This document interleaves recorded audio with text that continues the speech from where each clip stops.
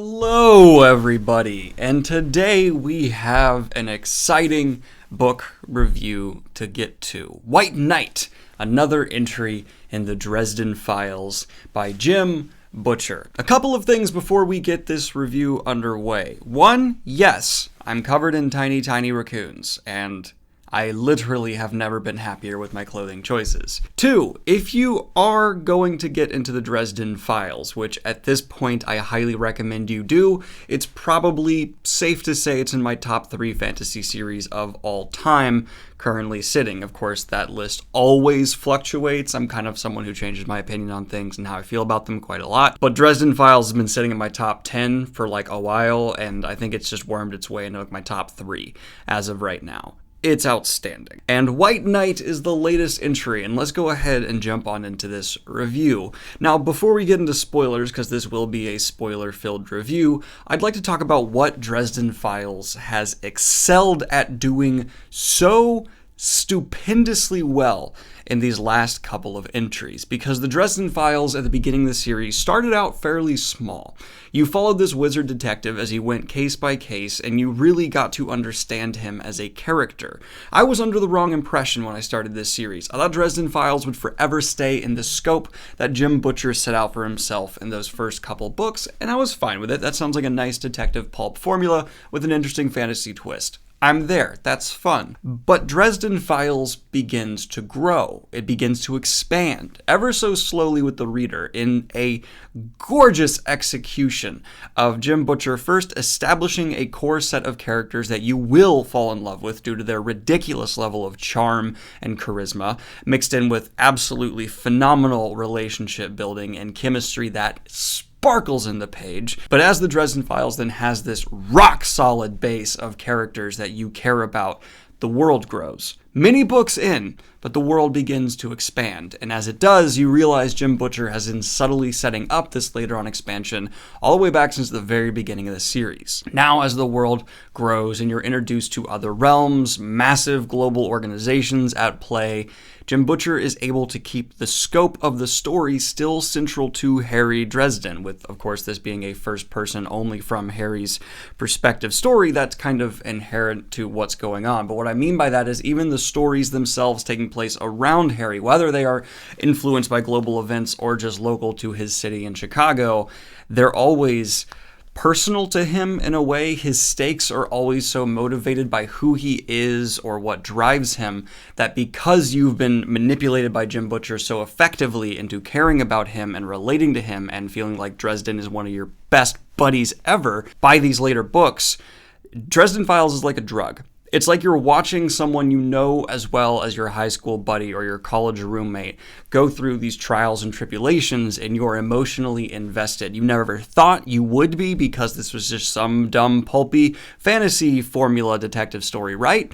Wrong. The stakes are ever growing. The character growth is better than 90% of other fantasy series out there, and it's just so magnificent. I don't know if Jim Butcher from day one planned to build Dresden Files into what it's turning out to be, but White Knight was kind of the final nail in the metaphorical coffin into sealing this into, as my mind is going to interpret it, a borderline masterpiece of a series. No, it's not the deepest thing ever. There's not this theming of grand metaphors and reflections on our own world like you'll see in things like Lord of the Rings, at least not on the scale of that. There are, of course, things you can see relating to real life, etc., etc. I'm just saying it's not this grand meditation and super deep insight into society. No, it's a character piece with a so fascinating wizarding world that just breathes and pulses in the pages, but it's not this grand epic fantasy. I would still even hesitate to call it epic fantasy as of yet, though if the world continues to grow at the rate it does, it might eventually get there. I've either been conned in the most brilliant plan from an author who knew he was going to start small and just build this base of foundation which was going to hook even the most dull-headed reader into fall in love with this character and then grow from there, or Jim Butcher just realized what he had and decided to grow it as these books go on, spur of the moment. I don't know which is the case, but the results I can't even begin to come up with ideas that are a better direction to have taken Dresden Files in than where I'm currently sitting in the story. There's apprenticeships happening, there's evolution of character, there's power escalation, all of it so well earned, all of it so based in the characters we know so well at this point's motivations and progressive steps through these stories, that even though they are almost episodic stories that end after each book closes, the continual growth of character transcends these individual stories in a way that is unlike anything I've ever seen. Usually if you have these very episodic books, the character growth seems rather constricted. That is not the case. It's like I didn't see it coming. It just happened. Like all of a sudden I just realized, like, oh, Dresden's deep. Dresden's got a lot going for him in terms of character growth and potential. He's flawed as hell. He's got anger issues. He's judgmental. He's snappy. But you still have that heart of gold that's so central to him. He feels like a real person on a level that is so rarely achieved in fantasy. So hats off to you, Jim Butcher. Now let's kind of transition to the more specific review of White Knight, not just where I'm positioned with the series as of now. So White Knight is the last Dresden Files book I have read as of now. And it's been so neat to see Dresden grow to the point where he's at right now in the series here, where he has familial connections, he has apprenticeships going on. I mean, it's minor spoiler warning for vague things happening in the series at this point, but our boy's being built up. He's rising in the ranks. His power is oh so slowly creeping upwards as he gets more confident and just becomes more powerful by going over the fundamentals of the apprentice. There's just such well-earned power escalation. I want to take a moment to put that aside here, that White Knight, in terms of setup and payoff for a character growing in power, I mean, fantasy is constantly plagued by characters just powering up because the story needs them to, but that is absolutely, no one can make the case what is happening here. This is earned and makes sense within the text, slow creeps of power increases, which are just so integral to why I'm loving this as well. There's just a nuance to the hand that is writing this story that I think is going underappreciated by myself up until now, and I think many of the fans who are even further than me still write off Dresden away, which I think kind of doesn't give it the justice it deserves. Now, before I sing this book's praises anymore, I would like to get the few criticisms I do have of these books out of the way up until now. Dresden is funny. I laugh out loud reading these books, but Jim Butcher does seem to have a problem where he will have what seems to be a fairly big story element, what's something he tries to get you invested in as a reader, that will then later pay off to be like a punchline. He's done this a couple times in the series where he tries to build up this thing that's a mystery and then it's a joke. And the first time it kind of worked, but every time it's happened subsequently after, it falls flatter and flatter for me. And there was one big setup and payoff that was kind of in this book that was just like, ha ha ha ha ha, because this is feminine and you wouldn't think that, right? And it was just kind of annoying and didn't land at all. It kind of had a nice character moment towards the end, but in terms of like the humor of the situation, utterly fell flat. So while my praise for Dresden as a storytelling series with all the character work and all the technical levels, and I think the nuance of craft is just ever escalating, I find the humor that's not based around Harry's reaction to people directly to be falling flatter and flatter on me. There's a lot of diminishing returns in terms of what Jim Butcher finds to be like a good punchline joke for me as a reader. Now, that being said, I still laugh during this book almost always when it's just Harry mouthing off to someone. The humor of that never stops for me. I will always find him to be the funniest, smarmy asshole that you can follow, and it's to the charm of Dresden Files. So yes, if you kind of cringe at humor, there was even a couple of moments to me that almost felt like Marvel humor, which I really didn't like seeing. You might have some problems with Dresden. And there is the continued... So I don't mind it. I'm okay with the sexuality that bleeds from the pages in Dresden. There's a lot of sex here, but I do feel the need to say that I know a lot of readers might be bothered by it. I will defend it very much so by saying it's from the first person perspective of a horny wizard who hasn't been laid in a while. The guy's gonna focus on some titties. He's a horny dude. But if that will bother you as well as it has bothered me in the worst cases of it being handled in Dresden, you might be turned off from this series largely because I feel like there's going to be a continued presence up until the very end. One of the features of the series. But aside from those two things, where the humor is falling flatter with me and the sexuality is not always so tactfully handled, but that makes sense within the context of the story, I found White Knight to again be in the top tier of Dresden books, and that's because I, as a fantasy nerd, am getting hooked deeper and deeper into Jim's continual growth of this world. Now, we actually aren't growing the world quite as quickly here as we were in the last couple of books. Instead, we're just better fleshing out elements that have already been established. So if you've been curious in the series up until now to go back, it may be better understand the White Court, maybe better understand a wizard apprenticeship.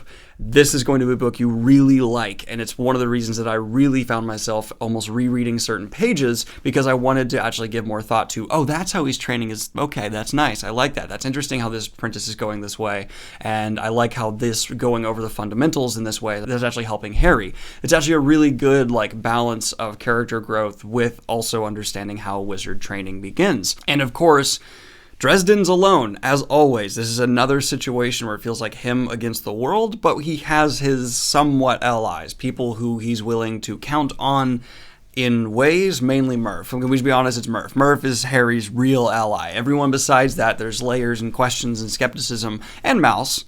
Loved a Mouse. Mouse is great. I guess Molly, But in this book, I actually really enjoyed how it felt like Harry was able to call on these earned connections at times. I mean, he's been someone who's living in this city, and the city is now a part of the story as well because of the people he knows, because of the organizations he's touched on, and there's even time devoted to fleshing out these people who are villains. They are bad guys, but now we understand them better as a reader, and I like the whole human crime blending in with the supernatural crime. It's just all so fascinating, and it's who would have thought Dresden would turn out to be this web, this intricate web of mystery and connections that I, on the reader, want to pull and tug on to see what comes through.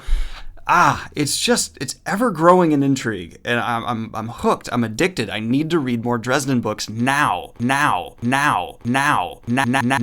So that's my overall impression from White Knight. It's one that raises up the intrigue by re-examining a lot of the elements that have been built so far. You'll see a lot of the same cast of characters that you've seen before making appearances, whether in small or large parts, and it's just nice to walk a street in this story that feels so living and breathing in what is happening. It never feels one-dimensional. There's layers between the smaller and larger cases, and Harry as a character, while he is immensely flawed as a protagonist in a good way, carries the reader through what is happening with such a beautiful handling of character and relationships that I just need to commend Jim Butcher as being one of the most sexy character writers out there, I think, in terms of how he is able to make you, the reader, unable to put down that damn book. In fact, a lot of White Knight, which I really enjoyed, seemed to be refocusing how the city views Harry in return, which is an absolutely stellar narrative choice to see us, the reader, be forced to question who Harry is as a person and to this city, because we just see him through his eyes and how he's this charming, smarmy detective who solves people's problems. But from the outside looking in, it's not so clean cut. This is an intimidating, scary guy. Someone who, if things start happening that are bad and mysterious, he could fit the bill for. Especially with his new alliances with a wizarding organization that a lot of people don't trust or like. So, yeah, it's really cool to see this reframing done right. So now let's jump into spoilers talk. We're going to go ahead and talk about spoilers for the White Knight. If you want to just go ahead and skip to the end of the video, timestamp right there. But let's talk about the actual beats of what happens right here in White Knight. We're going with serial killer vibes, at least at the beginning. Of course, as in Dresden tradition, it escalates up into a more supernatural, war tied in, giant climax. I honestly didn't see this coming ending. And we have Dresden's brother tied in. We have his apprentice tied in. We have crime syndicates tied in, which it feels like it's almost like, oh, this is going to be too chaotic. It's going to be like an MCU chaotic in its worst form mess. But no, everyone's involvement makes sense in the narrative. Everyone's character gets to shine differently. I really liked Ramirez, actually, in this book particularly, because he's always been more of just like a caricature, but here I feel like we got some great human moments, and some of the humor there didn't land for me entirely, but he, as a character, shined again. And I like that him and Harry got to really build some chemistry off each other, and we get to better vibe and feel both how they really understand and feel about each other. And Ramirez really pushed pushed back on Harry in ways which I really enjoyed. Seeing him step up to Harry and go, no, you alienate everybody. You tell us that you don't trust us. So why should we trust you? Because you're pushing us away. Dresden's reframing works for me 100% and is why I'm speaking up on the character so much in this book, because it added a whole new layer to how I view Harry in such an effective way. I think White Knight might be the best evolution of Harry's character yet for the series, adding that new dimension and layer, because it makes me want to go back and reread the whole series again and think about how, from the outside looking in, the smaller people in this supernatural world have to view this person who could certainly be seen as a bully, especially if you're only hearing half the story, maybe only hearing one side of things. Harry is a badass who's just gonna get the results he wants. Because of course these people don't know he's a lonely, horny dude who hasn't had sex in 4 years and spends most of his time yelling at an apprentice who doesn't respect his wishes very much. Like, there's different, I love that. So well done, and not something I feel like a lot of authors would take the time to do. Now, when it comes to the conclusion here, I like how a lot of this plot wrapped up, how it escalated, of course, to this grander conflict where we had machine gun fire versus beasts and nasty creatures, and we also got to see Harry, especially in the latter half of this book, begin to snap, use his magic just to inflict painful deaths because he was angry. Another step forward as a character that reinforces this idea that Harry is not someone who's just always happy and calm to be around. He's a heavy hitter. He's a behemoth. And it all worked for me across the board. I think the weakest part of this book is the handling of Harry's brother. For me, a lot of the mystery around him just felt really out of place. I think his tie-in with the missing people was a bit ham-fisted and didn't quite feel as earned. Like, why is he specifically involved with this at the same time? It's just a massive coincidence. Maybe I didn't pick up on something there I should have, but it just felt like a huge coincidence to me. And then his ending with the salon was just not funny. Just felt like a because feminine funny thing, and I didn't really vibe with that. It also doesn't fit the character I feel like we've had established with this guy who's Dresden's brother and is a lot like, I don't think it fit. That was the one character choice in this whole story where I was like, I wish there was a bolder choice here, but just making it a punchline, I didn't like it. I'm so glad Mouse didn't die. It had my heart skipping beats here. Anyway, I guess that's the last of my spoiler thoughts. I'm really psyched. I'm really psyched to see where this goes. And those are my closing thoughts on the White Knight. I think there are weaker moments. I don't love the handling of certain character things, but this adding a new layer, a new questioning to Harry's character, how he's viewed from the outside looking in, the fact that people now are a lot of times afraid of him, and we get that reframing in this story, probably is my favorite part of what happened here. It just really increases my level of wanting to go back and reread Dresden and look at it from that lens, from someone who's not Harry. What is his presence in this city like? Is he a supernatural bully? That's fascinating. I'm feeling a Dresden Files is a must-read fantasy series for me out of 10 for this one, and I'd love to know your thoughts in the comments down below. I can't believe I almost gave up on Dresden Files because damn, these books are good. Like and subscribe if you have not already. Hit the Patreon if you want to support what I do here. And have a good one, y'all. Peace.